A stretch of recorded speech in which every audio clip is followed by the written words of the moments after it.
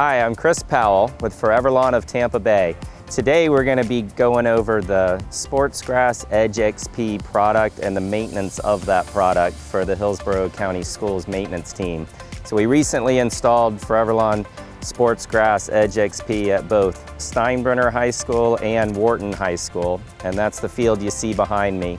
And we're going to be going through this power broom and how to operate it and how to do semi-annual maintenance on the field to just make sure it stays in top playing condition. What you have here is our ForeverLawn Sports Grass Edge XP product. On this one, you have less infill, you have a premium backing, and you have the thatch layer that locks in the infill. So in this, compared to Hillsborough, this has about 1.6 pounds per square foot of infill. Hillsborough has closer to 3 per square foot. So you have almost double the infill.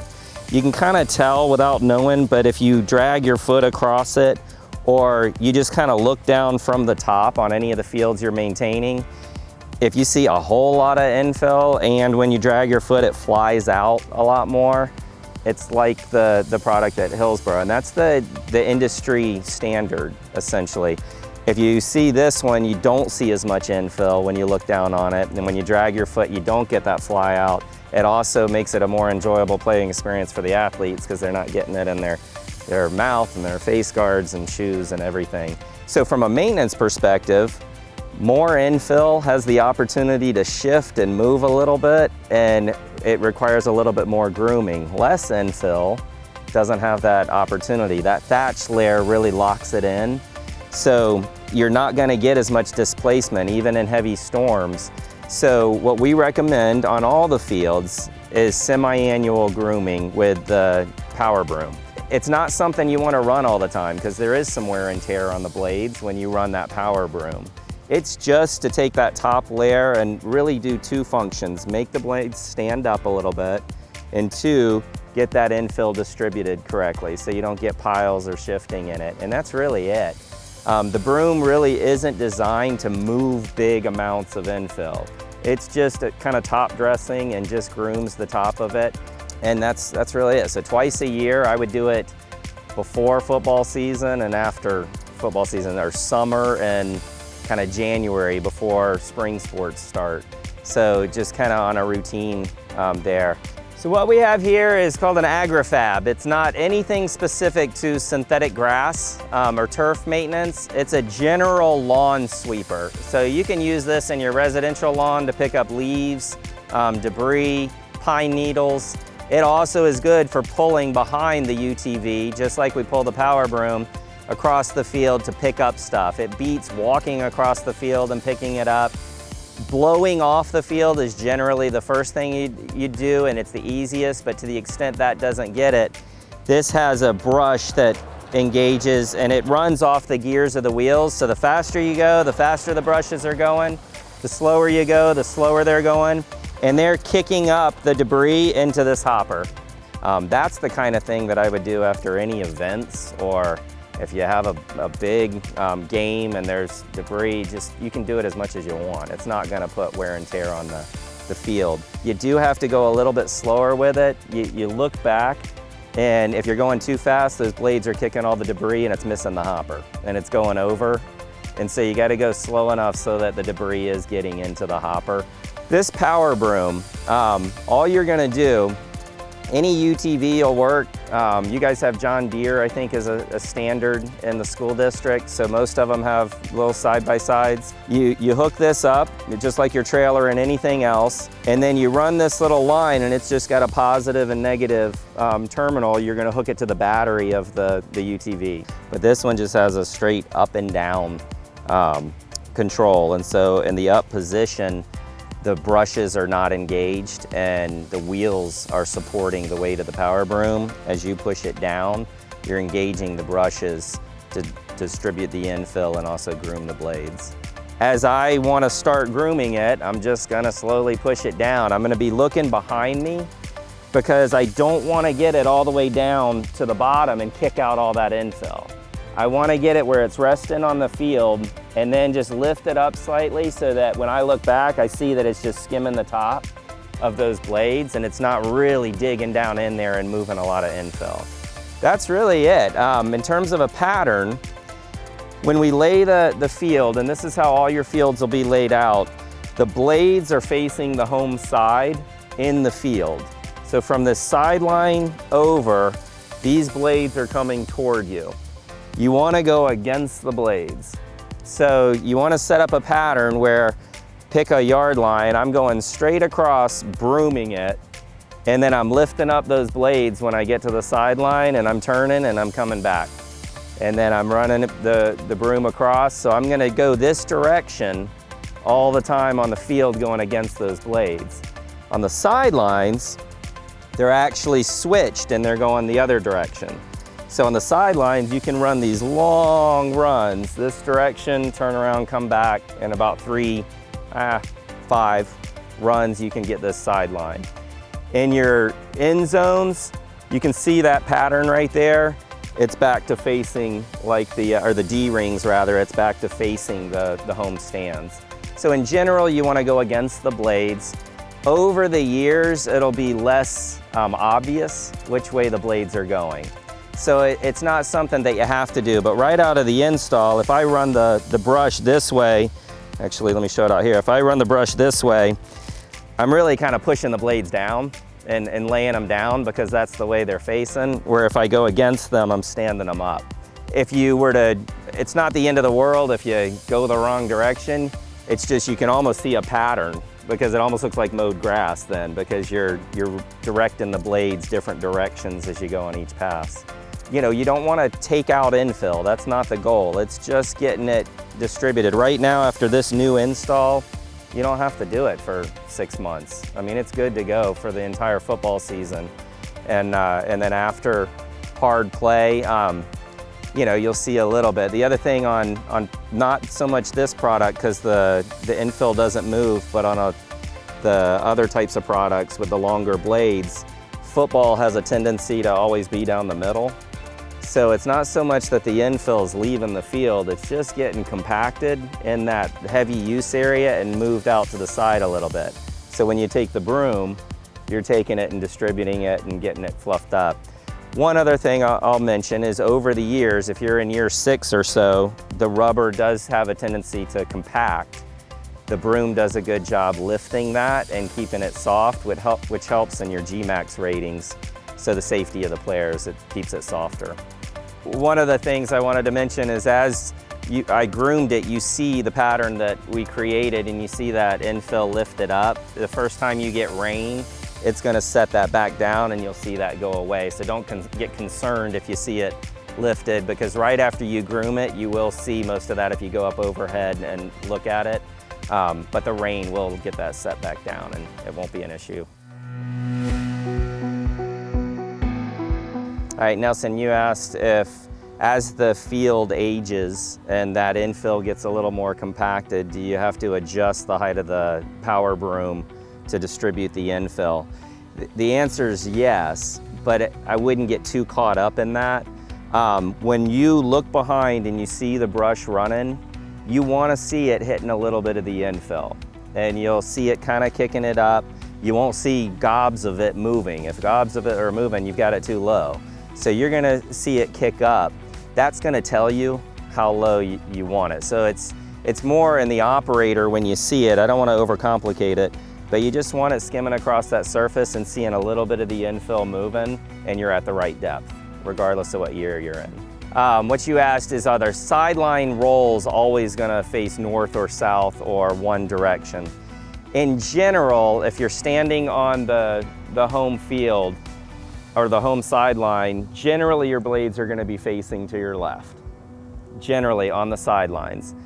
I won't say that's always true, but generally I would think that's how they're gonna roll them out. It's deep cleaning versus grooming. I would not recommend additional treatment other than what I'm saying. So the 3 passes on the semi-annual are gonna be the power broom to groom it, the agrifab to lift any of the material that's on it, and then the third piece that we actually attach to the back of the agrifab is a magnet bar, and the magnet bar picks up any metals that have fallen in the turf. And that magnet, you'd be amazed because just earrings, necklaces, just different things the players wear end up in the field, and the magnet bar will pick that up. You can do that on a separate pass. It's efficient if you attach it to the back of the AgriFab and pull it all in that one pass. Deep cleaning, I wouldn't recommend on this product without saying exactly what that is. That's almost you had an event or a storm or a hurricane and it really caused something, or you had an event that really caused something got spilled on it, where you really want to groom that infill and really kind of lift it up. I wouldn't recommend that as a regular maintenance routine. What I'm describing is what I would recommend for every 6 months or semi-annually with those passes with the power broom. Again, you can use the AgriFab as much as you want. Question was, when would you put more infill in?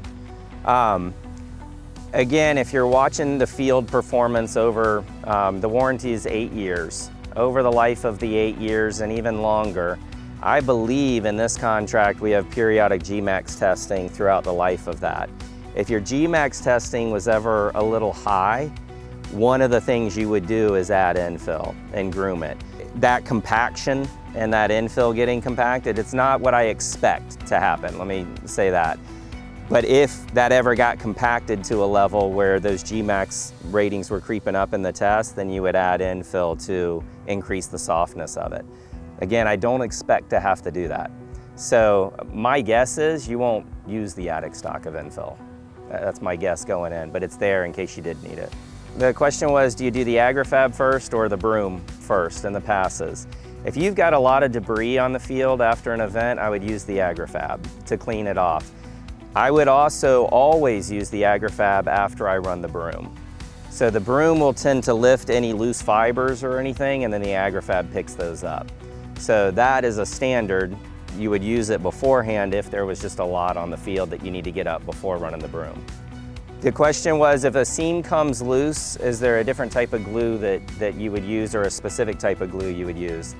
Call that in as a warranty item. There is specific glue, and it's turf bond adhesive. It's a Mapei adhesive. I would want to be involved, at least in our company, in doing anything with seams.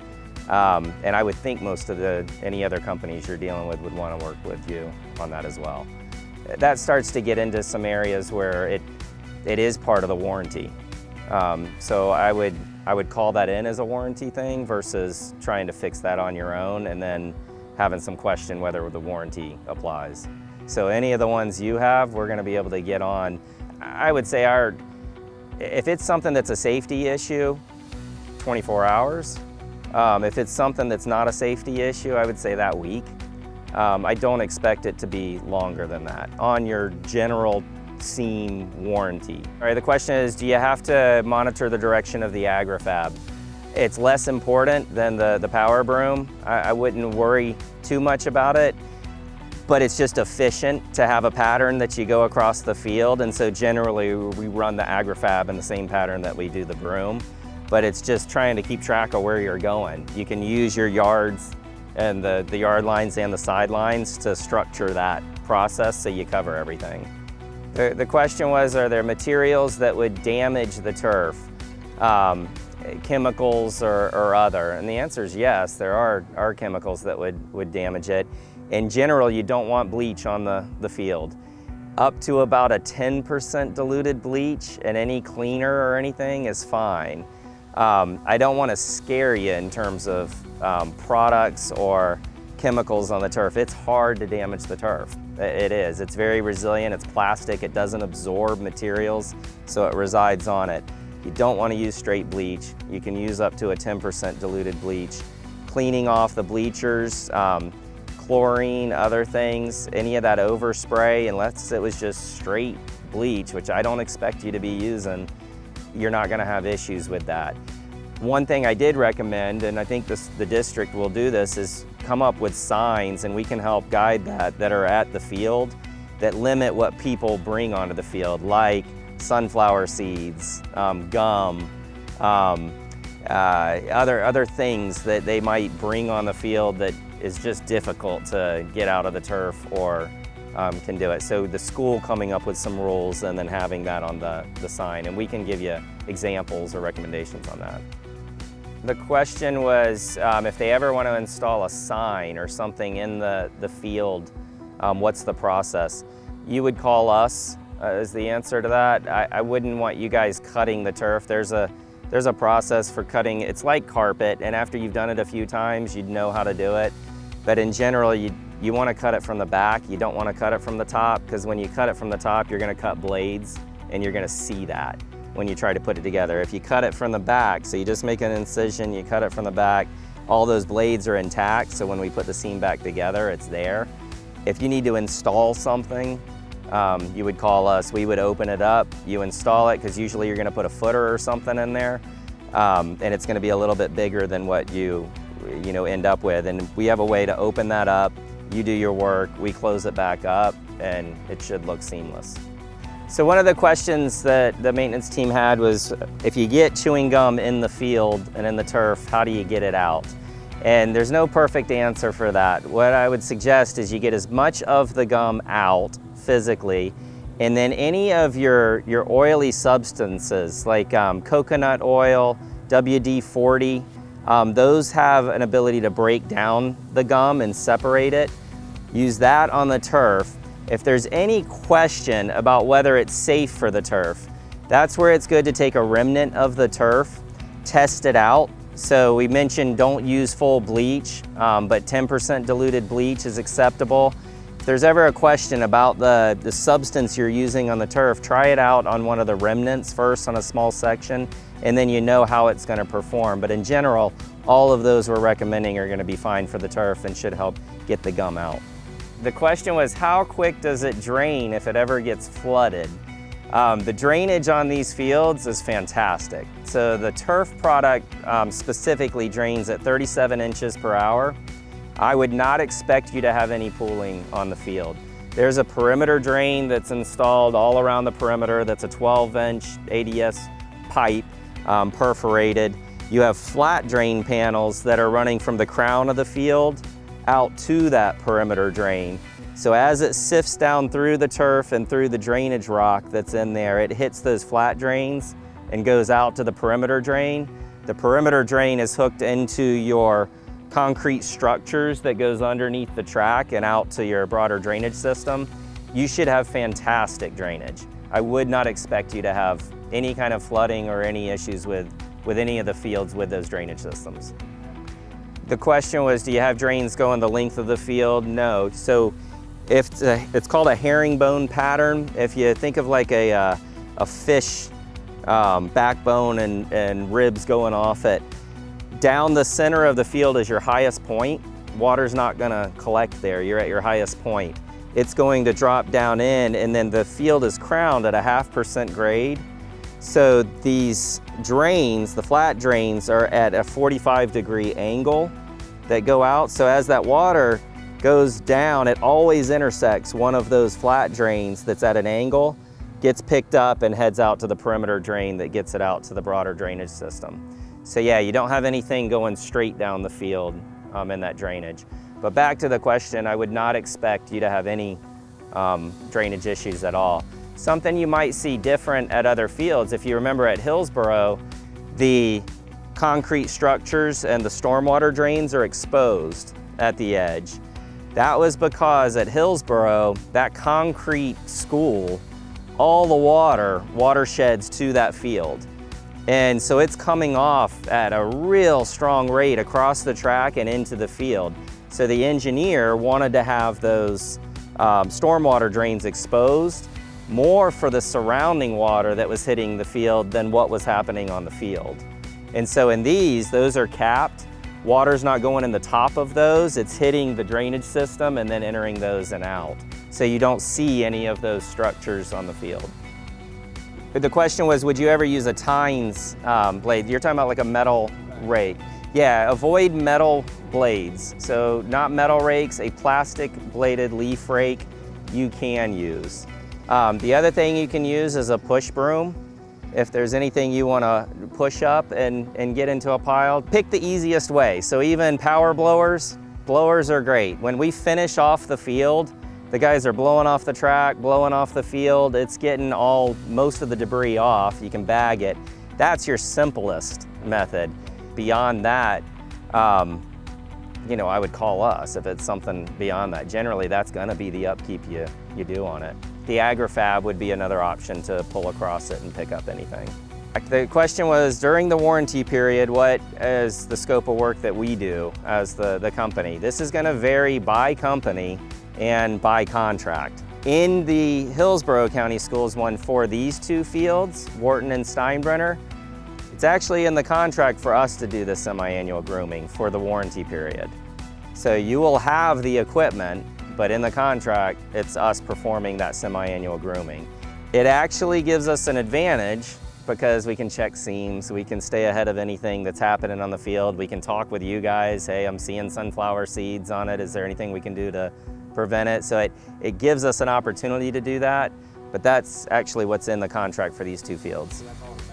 The question was, what about the paint? It's not paint. That's the color of the turf. So the turf comes in those different dye lots and colors. So all the logos, the lines, the sidelines, any colors you see on the field, that's the color of the blades. What you'll do, for example, if a school had lacrosse and you don't have lacrosse lines on this, you have soccer and football, is there are specific paints that can be used on the turf. And the company, I believe it's called Pioneer Paint, and they have different chalk levels that are in the paint. So it's a chalk-based paint, and some of them will last for a month, some of them will last for 2-3 months. Some of them are hardier for a season and more resistant to rain, but they will come off eventually. And so that's the way to mark a field if you don't have markings already on it. The question was, what kind of testing has to be done to maintain the warranty for the 8 years? The semi-annual grooming is what we want as part of the warranty period. So there's not additional testing for the warranty period. What the school district has asked for is periodic GMAX testing on the field. That's to protect the school so that the field performs in the required condition for the life of the warranty. But it's not something that is required by the warranty.